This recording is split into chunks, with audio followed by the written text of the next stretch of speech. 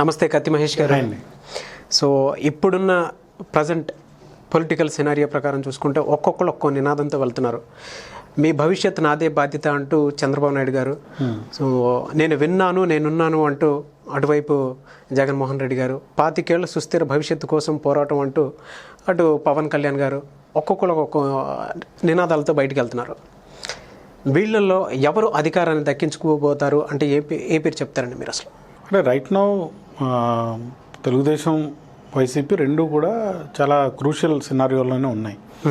ఒకవైపు anti incumbency, మరోవైపు నిజంగా జగన్ని ఎంతవరకు నమ్ముతాము in terms of delivering goods.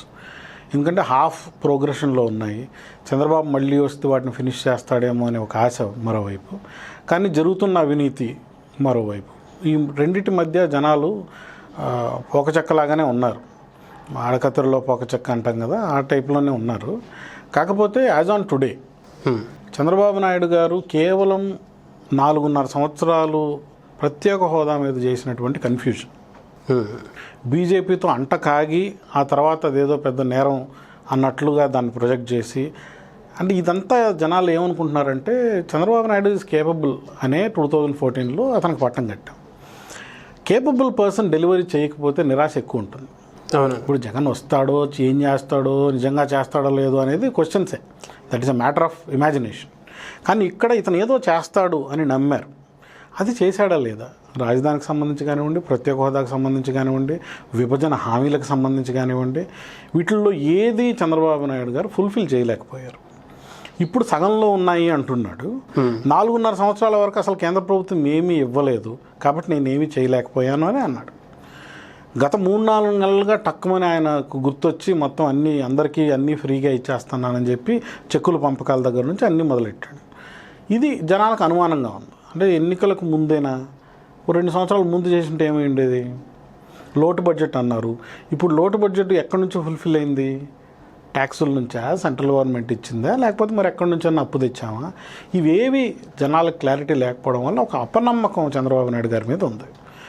Jagan అనే అతను ఏంటంటే ఈజ్ అన్టెస్టెడ్ గై. ఇంతవరకు జగన్ అధికారంలోకి వచ్చి చేసింది అయితే ఏమీ లేదు, అధికారంలోకి రాలేదు. సో కాబట్టి ఇతను వస్తే ఏమన్నా బెటర్గా చేస్తాడా అనేది ఒకటైతే, వస్తే ఏం చేస్తాడో తెలియదు అనే ఒక క్వశ్చన్. ఈ రెండింటి మధ్యలో జనాలు డెసిషన్ ఈజ్ పెండింగ్ అనే చెప్పాలి. ఇప్పుడు పార్టీ లాయలిస్టులు పార్టీలకు ఉంటారు. Telugu Desam hard core Telugu Desam people ఉంటారు, వైసీపీకి హార్డ్ కోర్ అభిమానులు ఉంటారు.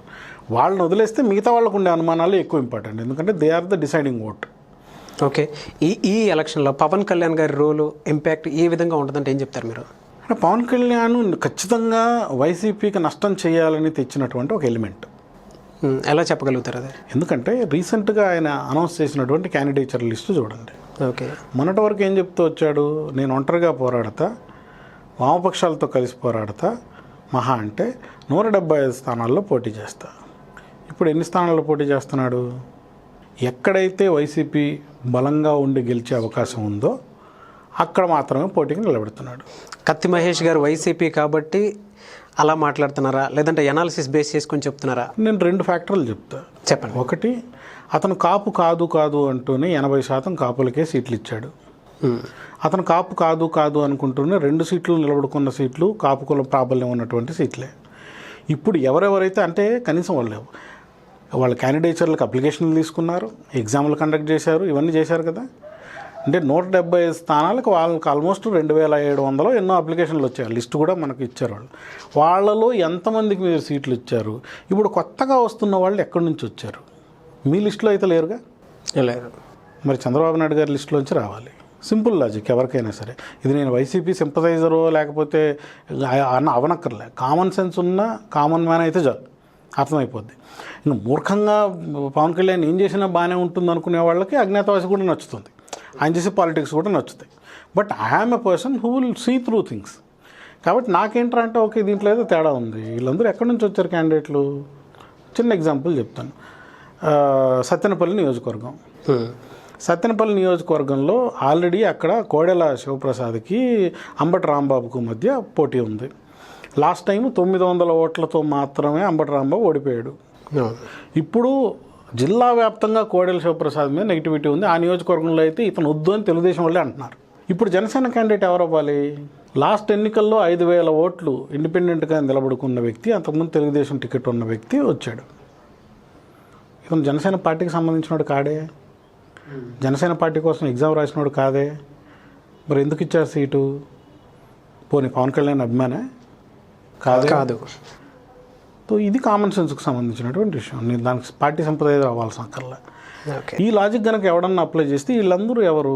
ఒకసారి క్యాండిడేట్ లిస్ట్ చూడండి, వాళ్ళందరూ ఎక్కడి నుంచి వచ్చారు అనుకుంటే చంద్రబాబు నాయుడు గారి లిస్ట్ నుంచి వచ్చారని తెలిసిపోతుంది. అంటే బీఎస్పీ వాళ్ళు తప్ప. మాయావతి ప్రధానమంత్రి అవ్వాలనుకుంటున్న మహానుభావుడు ఇక్కడ కనీసం బీఎస్పీ పార్టీకి ఒక లీజర్ లైన్ ఇస్తాడేమో, ఒక ప్రాణం ఇస్తాడేమో అని ఆశతో, అంటే ఒక జనాకర్షణ ఉన్నటువంటి నాయకుడు కదా. సో అక్కడికి వెళ్ళి బీఎస్పీ వాళ్ళు కొన్ని సీట్లు సంపాదించుకున్నారు, 15 ఎన్నో బీఎస్పీకి ఇచ్చారు. సో ఉన్న 40 మాత్రం వైసీపీని దెబ్బకొట్టడానికి, మిగతా 15 ఎలాగూ గెలవరు కాబట్టి సీట్ల లొకేషన్లు. సో ఈ మాత్రం సెన్స్ ఉన్న వాళ్ళకి ఎవరికన్నా అర్థమయ్యే అర్థమెటిక్స్ ఇవి. లేదు ఇంకా పవన్ కళ్యాణ్ దేవుడే అంటే అనుకునే వాళ్ళకి దేవుడు కావచ్చు. గాజువాక, భీమవరం ఈ 2 చోట్ల పవన్ కళ్యాణ్ గారి ఇంపాక్ట్ ఏ విధంగా ఉంటుంది అంటారండి అసలు మీరు? భీమవరం ఖచ్చితంగా అతను ఓడిపోతాడు, అందులో సందేహం లేదు. ఎందుకనేది సింపుల్ లాజిక్కే. అంటే అక్కడ ఏ 65 లక్షలు 65,000 కాపు ఓట్లు ఉన్నారో అక్కడ 3 క్యాండిడేట్లు, రామాంజనేయులు గారు టీడీపీ నుంచి, గ్రంథి శ్రీనివాసు వైసీపీ నుంచి, ఇద్దరు కూడా సేమ్ కమ్యూనిటీకి సంబంధించిన వాళ్ళు. సో సేమ్ కమ్యూనిటీ 3గా చీలితే ఇతనికి ఎన్ని వస్తాయి ఓట్లు? అది ఇతనికి కాస్త 30+ ఉండే కాపులు పవన్ కళ్యాణ్కి వేయరు. కాబట్టి అతను కేవలం యూత్ ఓట్స్ ఏవైతే రీసెంట్గా రిక్రూట్ అయ్యి ఉన్నారో 18 to 25 మధ్య ఉన్నవాళ్ళు, లాస్ట్ ఎలక్షన్లకి ఈ మధ్య ఎలక్షన్లకి వాళ్ళు మాత్రం ఇతనికి ఓటేసే అవకాశం ఉంది. కాబట్టి ఇతనికి ఎన్ని ఓట్లు వస్తాయనేది అక్కడ క్లియర్ కట్గా తెలుస్తుంది. బహుశా రాజుల నుంచి వస్తాయేమో అని వీళ్ళు అనుకున్నారు. కానీ ఫ్లెక్సీలకే కొట్టుకుంటున్నటువంటి రాజులు కాపుల మధ్యలో రాజుల ఓట్లు కాపులకు వెళ్తాయి అనేది, ఎస్పెషల్లీ ఇలా తల ఎగరేసే కాపుకి వెళ్తాయి అనేది, ఎందుకంటే కారణం ఇతనే అక్కడ కొట్టుకోవడానికి కారణం. పవన్ కళ్యాణ్ ఫ్యాన్స్కి, ప్రభాస్ ఫ్యాన్స్కి వచ్చిన గొడవే కర్ఫ్యూల దాకా వెళ్ళింది, ఆల్మోస్ట్ హత్యలు జరిగే పరిస్థితి దారితీసింది. మరి అలాంటప్పుడు పవన్ కళ్యాణ్కి ఓటు ఎందుకు వేస్తారు రాజులు అనేది ఆలోచించుకోవాలి. కాబట్టి భీమవరంలో గ్యారంటీగా ఓడిపోతాడు. గాజువాక కొంత అవకాశం ఉంది, ఎందుకంటే అక్కడ రీసెంట్గా ఆయన చెప్పిన దాంట్లో కూడా తెలుగుదేశం మాకు ఈసారి సపోర్ట్ చేయండి అన్నారు. చంద్రబాబు నాయుడు గారు చెప్తే అక్కడ తెలుగుదేశం వాళ్ళు సపోర్ట్ చేస్తారు. అది బాహాటంగా చెప్పకపోయినా చంద్రబాబు నాయుడు గారు సానుకూల వైఖరితోనే ఉన్నారు. ఓకే, కాబట్టి గాజువాకలో గెలిచే అవకాశం ఎక్కువ ఉంది, అది తెలుగుదేశం దయతో. డిస్ట్రిక్ట్ వైజ్గా చూసుకుంటే ఏ డిస్ట్రిక్ట్లో ఏ పార్టీకి ఎంత పర్సంటేజ్ వైజ్ అనేది, లేదంటే ఓట్ల అంటే ఓట్ బ్యాంక్ ఏ విధంగా ఉందనేది ఒక అవగాహన ఉంటుంది మీకు. సో ఎలా ఉందంటే, అంటే వైసీపీ ఎలా ఉంది, లేదంటే టీడీపీ ఎలా ఉంది, జనసేన ఎలా ఉంది అంటే ఏం చెప్తారు? జనరల్గా మనకు రాయలసీమలో వైసీపీ వైపు మొత్తం ఉంటుంది అనేది ఒక అజంప్షన్. కానీ మీరు కర్నూలు చూసుకుంటే, కర్నూలులో అటు కేఈ కృష్ణమూర్తి ప్లస్ కోట్ల ఫ్యామిలీ కలవడం వలన ఖచ్చితంగా అది తెలుగుదేశానికి అడ్వాంటేజ్ అయ్యింది. ప్లస్ రీసెంట్గా 3 ప్రాజెక్టులు, ఇరిగేషన్ ప్రాజెక్టులు అనౌన్స్ చేయడము, చంద్రబాబు నాయుడు గారు అక్కడ నీళ్ళు అందిస్తామని మాట ఇవ్వడము, ఇవన్నీ కలగలిపితే తెలుగుదేశం ఇంతకుముందు కర్నూలులో ఎడ్జ్ ఉంది. ఈసారి కొంత ప్రాబల్యం తగ్గి 50-50 అయ్యేలాగా ఉంటుంది. కాబట్టి మనం డెఫినెటివ్గా సింగిల్ సైడ్ వెళ్ళిపోతుంది అని చెప్పలేము మనం. అంటే రాయలసీమ జిల్లాలన్నీ వైసీపీకి వెళ్తాయన్నది కూడా లేదు. అనంతపురం తీసుకుంటే, అనంతపురంలో last time TDP was an advantage. నిజానికి రాయలసీమ మొత్తంలో టీడీపీ ప్రాబల్యం బాగా కనపడింది అనంతపురంలో. ఈసారి అది కూడా 60% వైసీపీకి వెళ్ళేలాగా ఉంది, 40% తెలుగుదేశంకి వచ్చేలాగా ఉంది. అది దాంట్లో ఉన్న ఫ్యాక్టర్స్ ఏంటంటే అక్కడ బీసీలలో డిస్కంటెంట్మెంట్. అంటే తెలుగుదేశం పార్టీ బీసీలకు ఏదో చేయాలి అని వాళ్ళు బీసీలు ఆశించడము, బీసీలకు ఏమీ చేయకపోవడం అనేది ఒక మైనస్గా ఖచ్చితంగా పార్టీలో ఉంది. అలాగే JC Diwakar factor is another factor. JC Diwakar నిజంగా అంతకుముందు కాంగ్రెస్లో ఉండి తర్వాత తెలుగుదేశంకి వచ్చినటువంటి నాయకుడు. అతని తాడిపత్రి వదిలేస్తే మిగతా జిల్లా రాజకీయాలను ప్రభావితం చేయాలనుకునే ఆయన ఆకాంక్ష ఏదైతే ఉందో దానివల్ల చాలా నెగిటివ్ జరిగింది తెలుగుదేశానికి.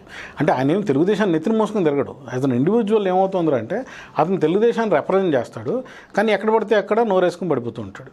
సో వీటి వలన నెగిటివిటీ అనేది చాలా బాహాటంగా వెళ్ళింది. అందుకని 60% వరకు వైసీపీకి అడ్వాంటేజ్ ఉంది. అంతకుముందు కేవలం కొన్ని సీట్ల అడ్వాంటేజ్ ఉండింది, ఈసారి కొంచెం ఎక్కువ అవుతుంది. కడప అంటే వైఎస్ రాజశేఖర రెడ్డి జిల్లా వైఎస్ రాజశేఖర రెడ్డి వైపే ఉంది. ఒక్క పులివెందుల్లో జగన్, జమ్మలమడుగులో ఆదినారాయణ కానివ్వండి ఇంకో ఫ్యాక్షన్ లీడర్ అక్కడ కలపడం వల్ల, తెలుగుదేశం కలపడం వల్ల ఆ ఒక్కటి ఆదినారాయణ రెడ్డి అడ్వాంటేజ్లో ఉన్నట్లు మనకు కనబడుతుంది. రాజంపేట కూడా ఇంతకుముందు కొంచెం అటు ఇటు అవుతుందేమో అనుకునేవాళ్ళు, కానీ ఇప్పుడు మళ్ళీ వైసీపీ వైపే మొగ్గు చూపుతుంది. కాబట్టి మొత్తం జిల్లాలో ఒక్క సీటు తప్ప మిగతావన్నీ కూడా వైసీపీ వైపు వచ్చే అవకాశం కడపలో మనకు బాహాటంగా కనపడుతుంది. ఇంతకుముందు Chittoor almost neck to neck fight తీసుకుని 50-50% ఉండేది. ఇప్పుడు అడ్వాంటేజ్ వైసీపీ అనుకోవాలి. ఎందుకంటే కొన్ని లోకల్ ఫ్యాక్టర్లు ఉన్నాయి, కొంతమంది నాయకత్వం, ఎస్పెషలీ మనకి డాక్టర్ శివప్రసాద్ కానివ్వండి ఎంపీ, ప్లస్ చంద్రబాబు నాయుడు గారు ఈసారి కుప్పంను పట్టించుకోలేదు అనే ఒక ఆలోచన కానివ్వండి, వీటన్నిటిని కలగలిపితే చిత్తూరుకి ఏమీ చేయలేదు. ఇప్పుడు ముఖ్యమంత్రి జిల్లా అనగానే కొన్ని ఎక్స్పెక్టేషన్లు ఉంటాయి. ఇప్పుడు వైఎస్ రాజశేఖర రెడ్డి గారు ముఖ్యమంత్రి అయినప్పుడు కడప జిల్లాకి చాలా చేశాడు. అలాగే ఈయన కిరణ్ కుమార్ రెడ్డి గారు ముఖ్యమంత్రి అయినప్పుడు కూడా కలికిరి, పీలేరు వాటిల్లో చాలా ఇన్స్టిట్యూషన్స్ వచ్చాయి. సైనిక్ స్కూల్ లాంటిది వచ్చింది, ఐఐటి లాంటిది వచ్చాయి. ఇవన్నీ కూడా జేఎన్టీయు వచ్చింది. ఇవన్నీ కూడా అక్కడ మాకు లోకల్గా ఉన్నటువంటి ముఖ్యమంత్రి ఏదో చేశాడు అనే ఒక నమ్మకం. అంతకుముందు కుప్పంకు చాలా చేశాడు కానీ చంద్రబాబు నాయుడు ఈసారి చేయలేదు. కాబట్టి ఇవన్నీ చూసుకుంటే మళ్ళీ 60% to 70% మీకు వైసీపీ అడ్వాంటేజ్ ఉంటుంది, 30 to 40% మీకు తెలుగుదేశం ప్రాబల్యం మళ్ళీ కనపడుతుంది. సో రాయలసీమలోనే మీరు చూసుకుంటే మొత్తం ఓవరాల్ కలగలిపితే మీకు 60% వైసీపీకి, 40% తెలుగుదేశానికి అడ్వాంటేజ్ మనకు కనపడుతుంటుంది. నెక్స్ట్ మనం వచ్చి నెల్లూరు కానివ్వండి, ఒంగోలు కానివ్వండి, కృష్ణా కానివ్వండి, గుంటూరు కానివ్వండి, ఇక్కడ యూనిక్ సినారియో అయితే ఖచ్చితంగా ఉంది. నెల్లూరు, ఒంగోలులో ఈసారి వైసీపీ ప్రాబల్యం పెరుగుతుంది. ఇంతకుముందు ఆల్మోస్ట్ లిటరల్గా వన్ సైడ్ వెళ్ళిపోయింది. ఈసారి వన్ సైడ్ కూడా వైసీపీకి వెళ్ళే అవకాశం ఉంది. That is simply because of the మినిస్టర్లు అగ్రిగోల్డ్, ఈ రెండు ఇష్యూస్ చాలా బలంగా రెండు ప్లేసెస్లో ఉండడం వలన, సో దానివలన కూడా మనకి ఇక్కడ మార్పు అవకాశం చాలా గట్టిగా కనపడుతుంది. అందుకని వైసీపీకి రెండు జిల్లాల్లో అడ్వాంటేజ్ ఎక్కువ ఉంది.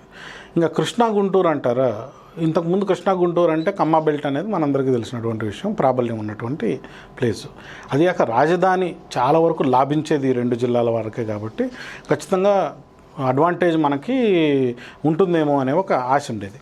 కానీ కృష్ణా జిల్లా మినహాయిస్తే గుంటూరులో మళ్ళీ పరిస్థితి మారుతుంది.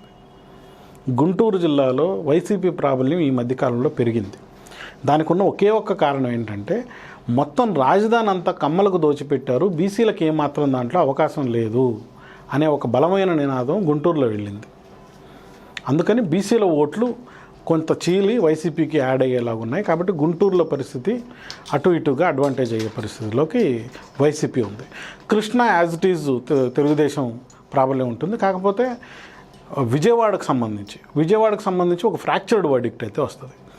విజయవాడ ఈస్ట్ కాపు ప్రాబల్యం ఉండే దగ్గర జనసేన సరైన పోటీ పెట్టకపోవడము, ఇవన్నీ కలగలుపుకుంటే కొంత మిక్స్డ్ మెసేజింగ్ విజయవాడ టౌన్కి సంబంధించి, విజయవాడ సెంట్రల్ కానివ్వండి, ఈస్ట్ కానివ్వండి, వెస్ట్ కానివ్వండి, వీటికి సంబంధించి కొంత తేడా వచ్చే అవకాశం ఉంది. అది కాక అధికార పార్టీలో ఉన్నటువంటి వాళ్ళు అక్కడ దేవినేని ఉమ కానివ్వండి, బోండా ఉమ కానివ్వండి, వీళ్ళు కొంచెం వాళ్ళు ప్రవర్తించిన విధానం కానివ్వండి, వాళ్ళ భూ కబ్జాలు కానివ్వండి, ఈ దందాలన్నిటి వలన కాల్మనీ రిలేటెడ్ కానివ్వండి, ఇవన్నీ కూడా ప్రజల మెమరీలో ఇంకా ఉన్నాయి. అందుకని అక్కడ తేడా కొట్టే అవకాశం ఉంది విజయవాడ టౌన్కి సంబంధించి. చుట్టుపక్కల ఎలాగూ తెలుగుదేశానికి అడ్వాంటేజ్ ఉంది. మనం అక్కడ నుంచి ఈస్ట్ వెస్ట్కి వస్తే లాస్ట్ టైము ఈస్ట్ గోదావరిలో 19 సీట్లకు 19 ఆల్మోస్ట్ 1-2 మినహాయిస్తే మనకి వైసీపీ తెలుగుదేశంకి వెళ్ళాయి. ఈసారి అక్కడ 50-50 అయ్యే ఛాన్స్ ఉంది. ప్లస్ 15 మనకు వెస్ట్లో ఉన్నాయి. ఆ 15లో దాదాపు 10 వైసీపీ వైపు వెళ్ళే అవకాశం ఉంది. కాబట్టి ఈ రెండు జిల్లాల్లో ఏదైతే క్రూషియల్ అని మనం అనుకుంటున్నాం, ఎందుకంటే ఈ రెండు జిల్లాలే డిసైడ్ చేస్తాయి ఆంధ్రప్రదేశ్ రాజకీయాలని, ఎందుకంటే సంఖ్యాపరంగా ఎక్కువ ఉన్నాయి అనుకునే జిల్లాలు రెండిట్లోనూ ఈసారి వైసీపీ ప్రాబల్యం పెరుగుతోంది.